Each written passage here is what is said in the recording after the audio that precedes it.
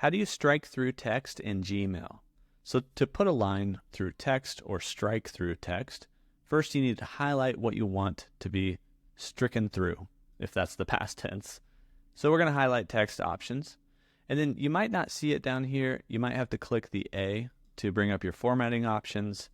It's also not in this first set, but if you click this down arrow, you're going to see a few more options, including strike through. And so we can click that strike through button to put a line through the text and strike it through.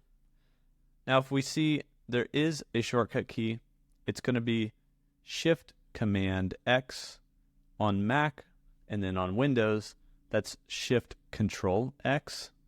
So you can press that shortcut key to quickly strike through text or remove a strike through from text, whatever you have highlighted. So we press that shortcut key and it can strike through, press it again, and it will remove it. And that's how you can strike through text here in Gmail.